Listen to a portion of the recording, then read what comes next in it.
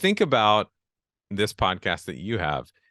You wanted to meet other investors. You were already having meetups locally in Quebec.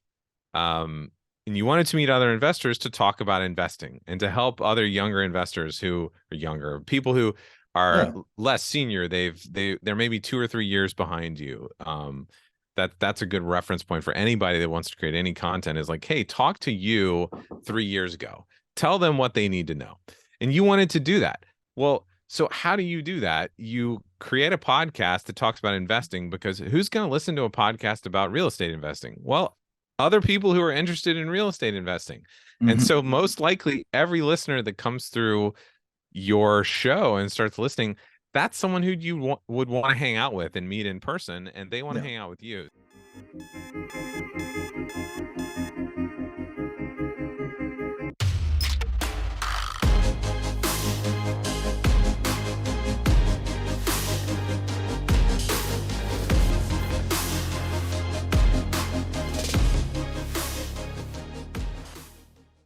Hello, and welcome back to the Very Real Estate Effect podcast, a show dedicated to real estate investing right here in Quebec.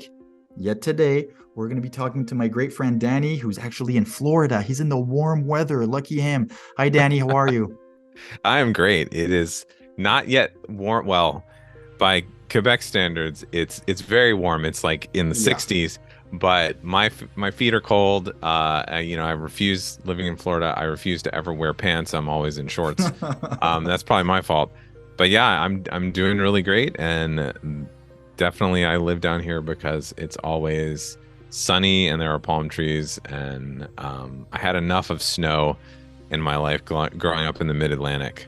Yeah. Um, Yeah, so yeah. totally understand you for that choice. Now, today's going to be a bit of a different episode. Before I fully introduce Danny, I just want to remind everyone, thank you for your continued support. It really means a lot. On a weekly basis, I get messages from you listening with questions, with feedback. Keep it going. I really appreciate it, and I try to respond to absolutely everything I get.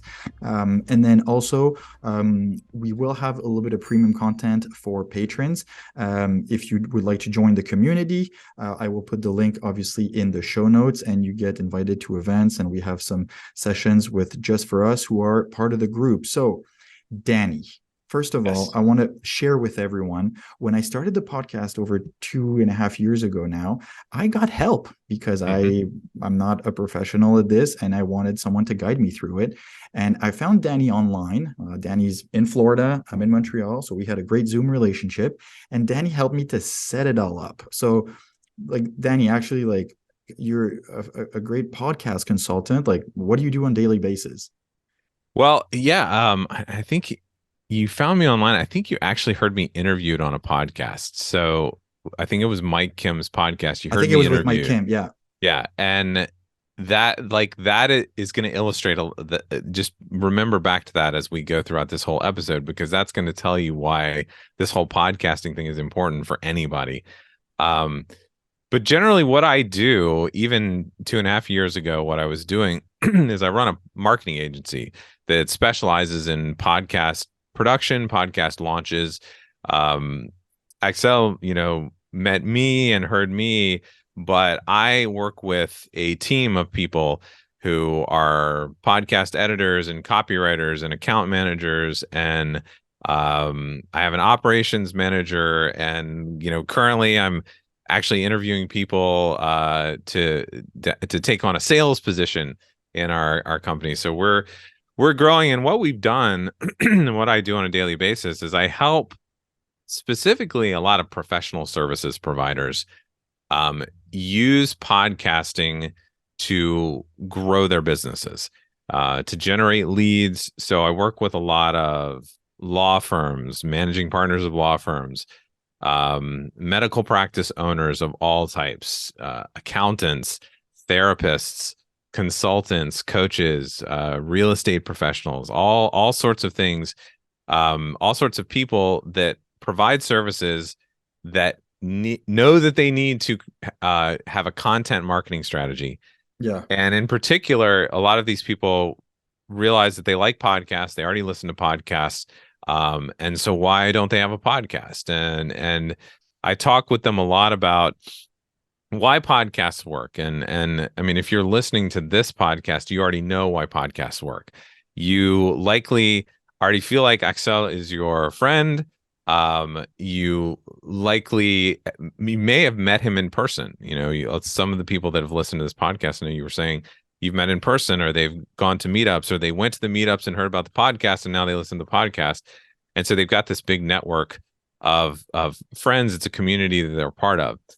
And so I spend a lot of time telling people why that is, why it works, and then how to do it, how to get started, helping them get started. I focus mainly now on working with clients that do not want to figure it out. They have money, they don't have time, they want help getting started. And so we do a lot of that where we come in and set them up from the beginning, all the way from helping them with branding. Some people come in and they've already got a full brand guide for their business, and they've worked a lot with other marketing people. They've got websites that are they've had digital marketing people come in and do all the SEO work for, but they don't have a lot of content. They don't have anything to put out there to start building these relationships. So we start there with a lot of people. Some we start from the ground. They're starting out as a personal brand and they don't have anything. So we help them from there to deciding on what is their podcast about, what is it going to be called, what should they talk about, how do we describe it, and then all the nuts and bolts, the music, the intros, the outros, the equipment they need to record, the technical back end stuff of how do we get the podcast out into the world and published, how does it go on their website, what do we do in social media, and we spend a lot of time working on that, and then we help them launch it with a launch strategy that gets people listening from the beginning. And that's important, and then I'm also honest with people that, like, as you've found, you are a really good example of how to do podcasting. And that's, you have to stick with it. You have to do it consistently. You have to show up every week or every other week, whatever cadence you come up with. And then you have to keep doing it. And you got to do it for 6 months. You got to do it for a year. It's got to be something that you love doing, because if you don't do it that long, you don't build up an audience that is loyal to you, that will tell other people about you, that will then lead to the effect of generating leads, meeting people that could potentially help you in whatever you're doing. So I want to applaud you for that, because that's something that you're an example that I always point to of, like, hey, look, this is someone that pretty much did it themselves and has stuck with it for 2.5 years. If Axel can do it, you can do it. Like, well, it's funny to hear you describe this, because it reminds me, hearing you describe what you do took me back 2 years over that journey of starting, and it's quite intimidating at the beginning. And I remember facing a huge imposter syndrome, and this and that, and that's just one of the aspects. And as you said, like, generating leads, and for me, it's really been about meeting people. And I remember, like, in some of those very first conversations, you asked me, like, what is it that you tell me one of the things that you hate the most. Remember, it was in that questionnaire, and I was like, I hate seeing, like, wasted potential. And I feel like, in a way, the podcast has helped me to do that, because it just allows to reach out to people that you would have never met. But then when you do meet them, they're like, oh my God, I've listened to your podcast. As you said, like, I feel like I already know you. And that's one of the things that's absolutely amazing. And I am so grateful to people, to listeners, for that. I know. I mean, like, think about it this way. And then do as I say, don't do as I do. You and I were talking in the pre-chat about of what I should be doing. But think about this podcast that you have. You wanted to meet other investors. You were already having meetups locally in Quebec. And you wanted to meet other investors to talk about investing and to help other younger investors who are younger, people who are less senior. They're maybe 2 or 3 years behind you. That's a good reference point for anybody that wants to create any content, is like, hey, talk to you 3 years ago. Tell them what they need to know. And you wanted to do that. Well, so how do you do that? You create a podcast that talks about investing, because who's going to listen to a podcast about real estate investing? Well, other people who are interested in real estate investing.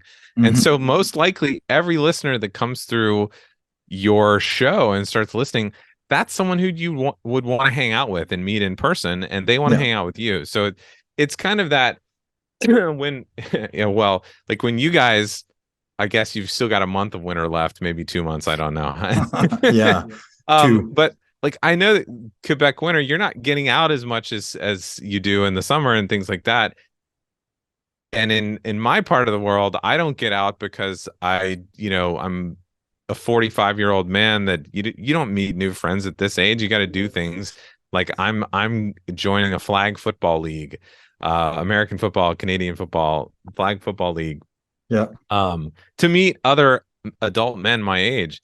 So if I want to meet somebody that is really interested in what I want to talk about, one of the great ways to do that would be to start a podcast, just like you did. Mhm. Because it attracts that kind of Yeah. that kind of people. Yeah, no, absolutely. And again, like you mentioned a few times, like, oh, generating leads.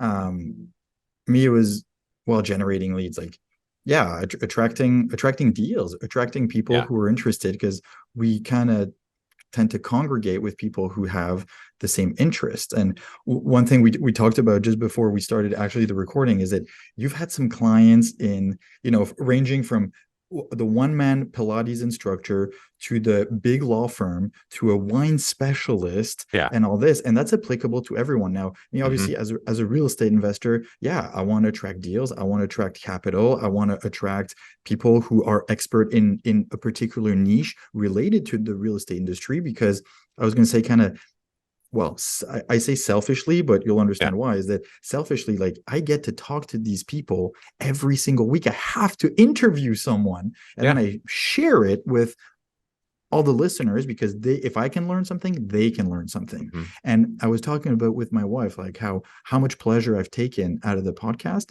because I am forced every single week to interview an expert and a successful Hmm. investor. Like, I've put this on me, and now, 2.5 years later, I stuck to it, and Yeah. I'm quite grateful. Yeah. Yeah. It is. It's you know, I encourage people, even if you're listening today and you're a real estate investor, you're like, I'm just looking for deals. I'm looking in different areas, and I'm going out and seeing things, and I'm walking through houses and things like that. Why would I need a podcast? I want you to think about what Axel just said of just, even if you're in a smaller part of Quebec, or you're in a rural area or something like that, just being known in that area um can be powerful. You don't have to have a podcast that talks about your particular area of interest. Your area of interest could be the geographic location that you're interested in. It Yeah. could be like, I'll give an example. We had a lawyer, he's a personal injury attorney in a small rural town in Louisiana, southern US. And he's 2 hours from New Orleans and 2 hours from Baton Rouge. I'll say that in I French know. Good job. versus Nice accent, Baton man. Rouge. Um, and he knew that a podcast about personal injury law would be really boring, and he would have no reason. He would get nothing out of it, because there are no other personal injury attorneys in his town. Yes, there are people that get injured, but generally you use a personal injury attorney once. Like, you get injured Yeah. once, Yeah. you need to go to battle with the insurance company. So he's like, that's not going to work. But he'd lived in this town all his life. He was one of the locals, and the town was starting to become a bedroom community. Real estate investors, I'm sure you're thinking about this all the time, of like, what areas are growing because people are commuting to Mhm. Quebec City or Montreal. Where could we go invest? Well, this was an area where he knew the city, he knew this town, and a lot of people were moving in that didn't know anything about the town, didn't appreciate it at all, but they were there on the weekends. They were stuck. They didn't know what to do. What's interesting? Where should we eat? Like, I need a mechanic. So he started a podcast where he was just basically talking about the area. About And the he became city. the tourism board for the town, the digital tourism board, the digital mayor, um, and had conversations. And for one, he started becoming known as this digital mayor who, oh, is also a lawyer. Yeah. So when anyone needed a lawyer, they went to him, even if He it was the wasn't guy. personal injury. He was the guy, and he could refer to other people that, just like an investor, if your specialty is townhouses, if your specialty is multi-unit or storage unit, things like that, and you don't do big houses or you don't do flips or something like that, you could refer it to somebody else, you get a finder's Hmm. fee. He was doing that with lawyers. He was doing that, getting all the personal injury work, and then also just learning about the town and learning more and meeting more people.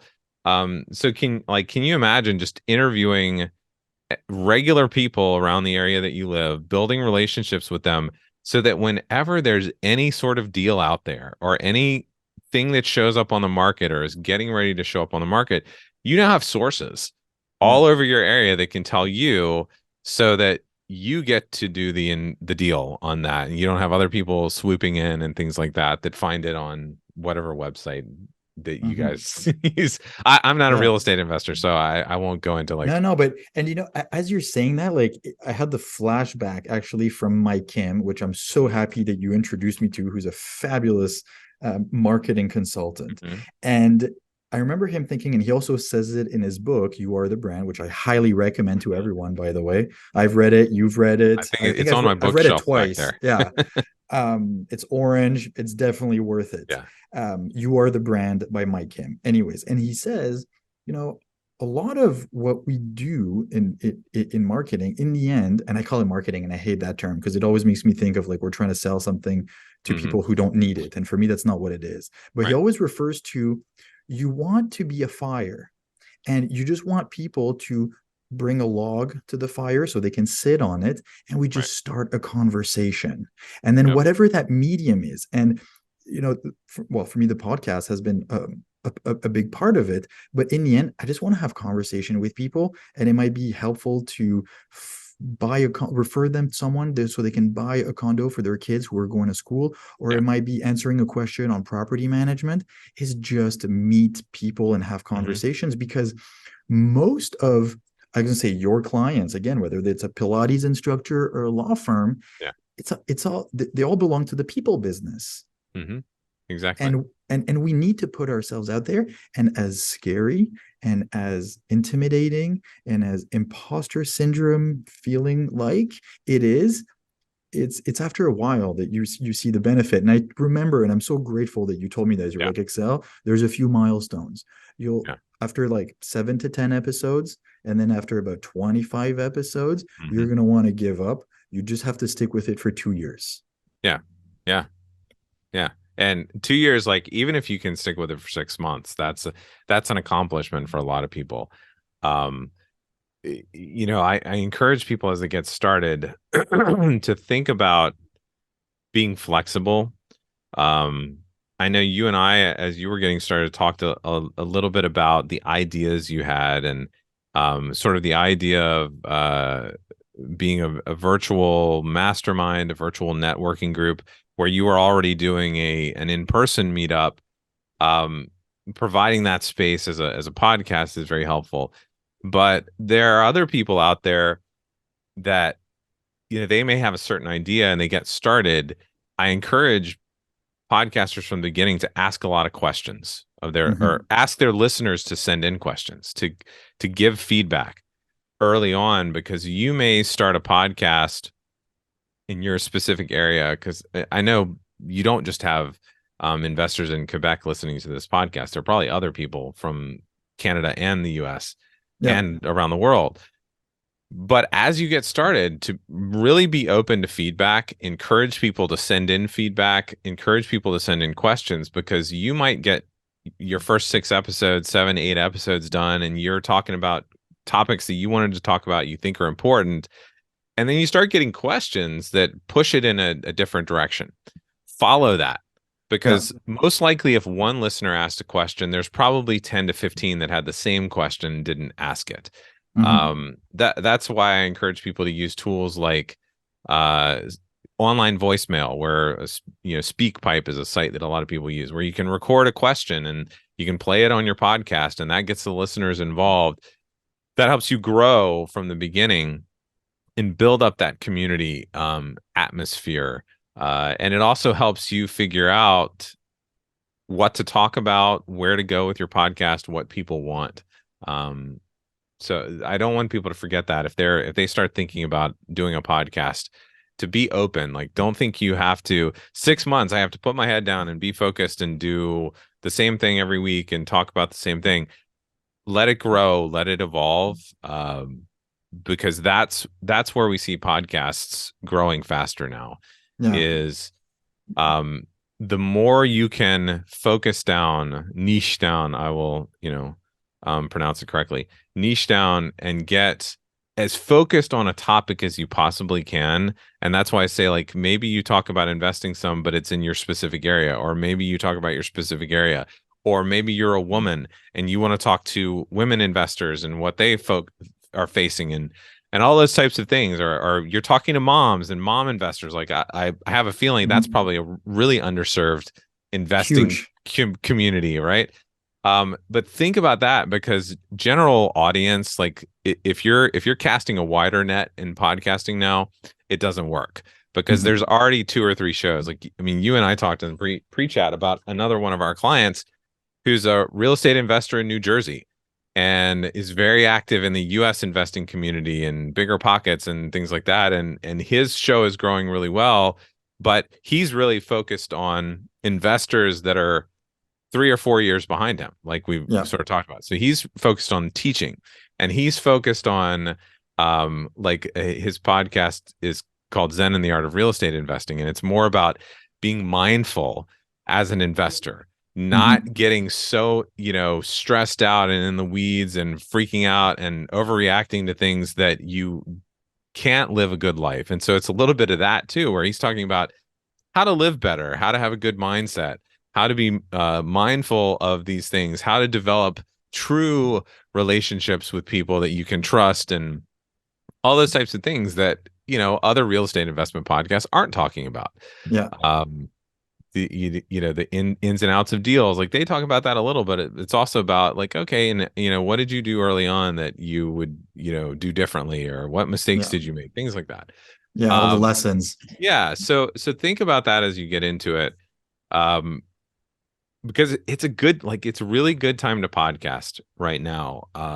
We Don't just you feel like we're saturating though? I read no somewhere no there's like like I forget how many millions of podcasts Yeah, there's out so there now. that's good that you brought that up, because I'm going to push back on that. Okay. The So we actually just got the latest Edison Research podcast listener survey for this year, and all the numbers are up. Like, more people are listening to podcasts than ever before. More young people are listening.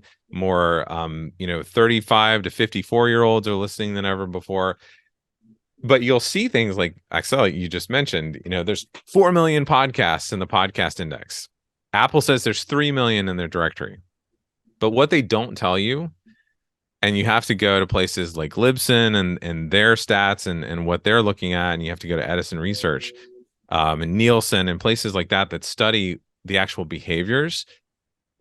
Right now, there's only about 400,000 active podcasts that have released an episode in the last 3 months, 90 days. Whoa. Okay. If Yeah, you the go down to 30 distribution. days, yeah, if you go down to 30 days, it's only 350,000 podcasts that have released an episode in the last 30 days. Okay. So it's about 250,000 that have been consistently releasing an episode every week. So if you start a podcast now, you're not competing against 4 million.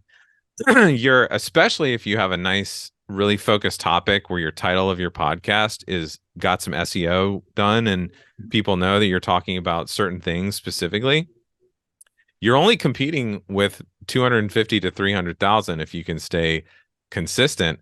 And then you're appearing in search results because your followers are growing, and Apple has started to get really good about pushing out a lot of those dead podcasts, those inactive podcasts, um, because they can't just kick them out. Like there's close to 2 million podcasts that started because of Anchor, the free app that was bought by Mhm. Spotify. Um, there's about 2 million that released a few episodes, one episode, or didn't even release an episode And that then are they in just that died. index, and they're Yeah. they're just muddying it up.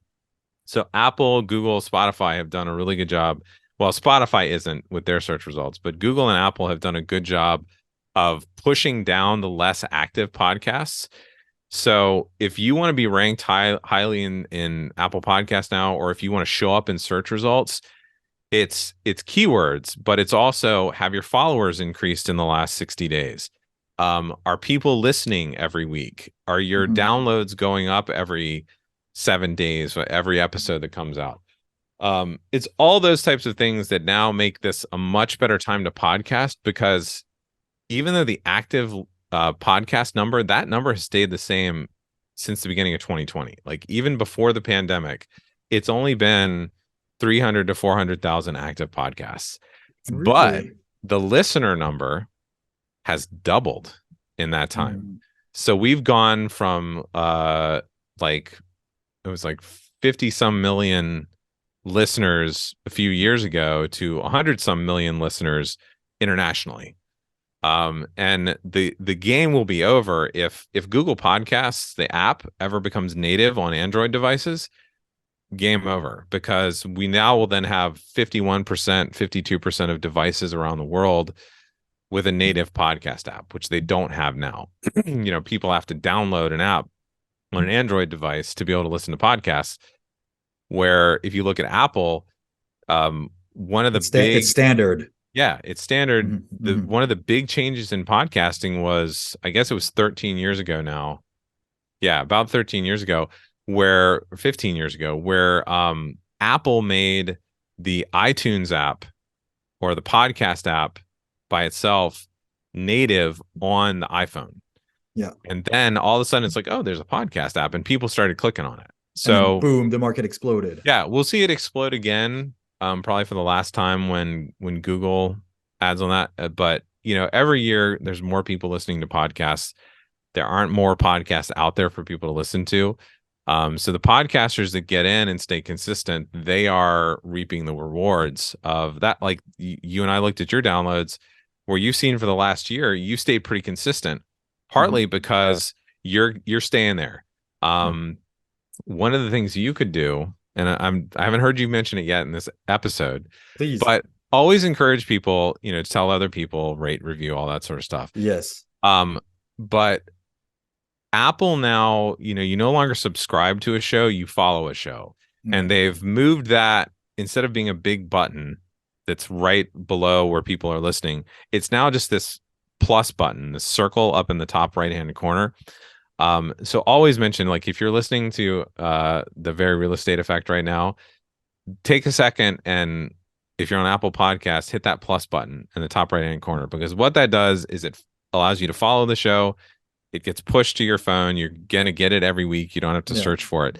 But it also gives Axel better stats to look at in Apple Podcasts, so he can start to see how people are listening, how many followers Mhm. he's got, how it's Mhm. increasing. Of the time listened, how many of those hours listened are from followers versus non-followers. Yeah. So like that's what I want to. We can talk offline of like, hey, look at that. And That- if you have like 50-50 followers to non-followers, hopefully me just saying, click that plus button is going to increase the follower number, and then you get better stats. You can see how people are listening. You can see how long they're listening, Yeah. what percentage of the episode they're listening to, where they're skipping. So you can see like, Mhm. hey, is my pre-roll ad working, or are people just skipping over it? Things like that. Yeah. So it's a good time to be podcasting.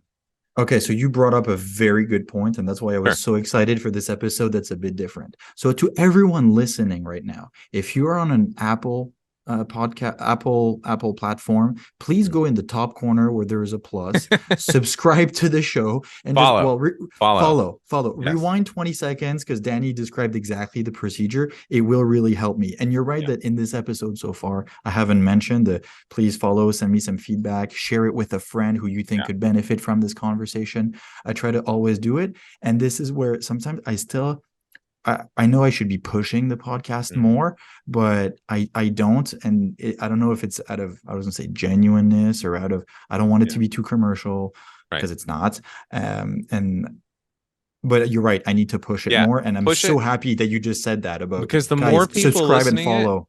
yeah, like the more people listening to it are not only helping you by being in your community, but they're helping the community by having more people in the community.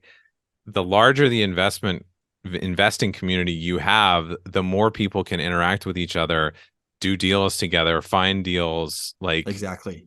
Yeah. create a dominance in your market, in your province, that Mhm. just it helps everybody by having more people in this community. Yeah, and I'll kind of go finish on that, on like Yeah. the sense of community.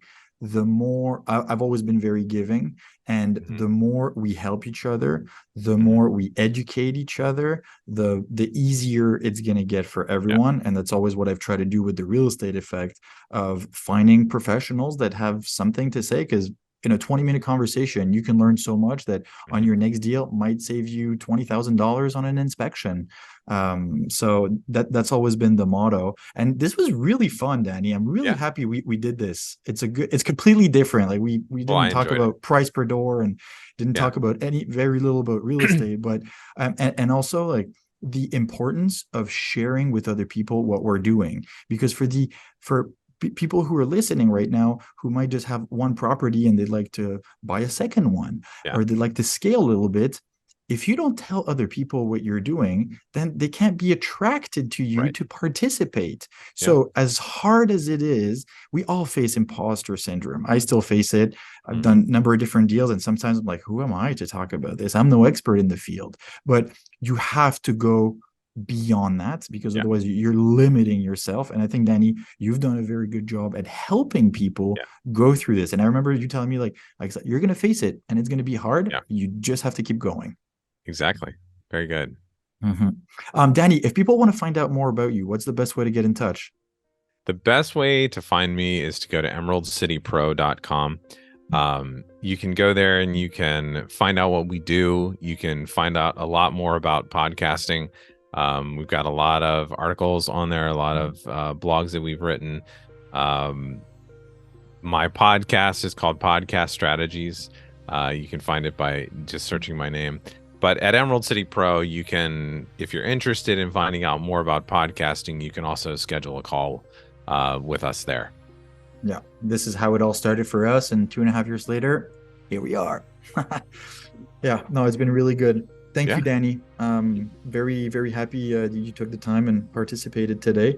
And for everyone listening, subscribe, follow, share. It'll help me and it'll help Danny, because we put a lot of time and energy and effort into this. So that's how you can help. So thank you very much. Thank you, Danny, for your participation again. And for everyone listening, stay tuned. We'll talk to you next week. Now, make some offers, research your market, and stick with it. Thank you.